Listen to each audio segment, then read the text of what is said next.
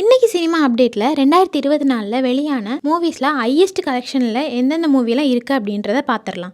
2024 June 14 Vijay Sethupathi அவரோட நடிப்பில் வெளியான மகாராஜா படத்தோட பட்ஜெட் அப்படின்னு பார்த்தீங்கன்னா 20 கோடி. இந்த படத்தோட மொத்த கலெக்ஷன் அப்படின்னு பார்த்தீங்கன்னா 80 கோடி வசூலிச்சிருக்கு அப்படின்னு சொல்றாங்க. சுந்தர் சி இயக்கத்தில் மே மாதம் ரிலீஸ் ஆன அரண்மனை 4 மூவியோட மொத்த பட்ஜெட் 40 கோடி அப்படின்னும் இந்த படத்தோட மொத்த கலெக்ஷன் 100 கோடி வசூலிச்சிருக்கிறது அப்படின்னு சொல்லியிருக்காங்க. 2024 ஜூலை மந்த் தனுஷ் நடிப்பில் வெளியான ராயன் மூவியோட மொத்த பட்ஜெட் 100 கோடி அப்படின்னும் இந்த படத்தோட வசூல் அப்படின்னு பார்த்தோன்னா 160 கோடி கலெக்ஷன் அப்படின்னு சொல்லியிருக்காங்க.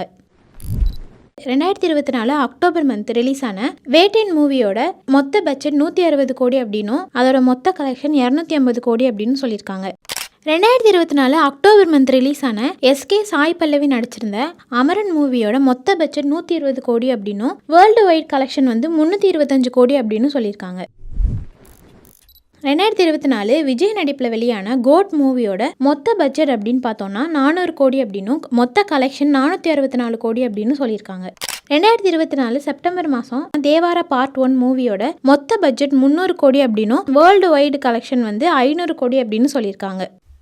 2024 ஜூன் மந்த் ரிலீஸ் ஆன கல்கி மூவியோட பட்ஜெட் 600 கோடி அப்படின்னும் வேர்ல்டு வைல்ட் கலெக்ஷன் பார்த்தீங்கன்னா 1200 கோடி அப்படின்னு சொல்லியிருக்காங்க. 2024 அதிகமாக வசூல் செஞ்ச படத்தில் 2வது இடத்துல இருக்கிறது இந்த திரைப்படம் தான்.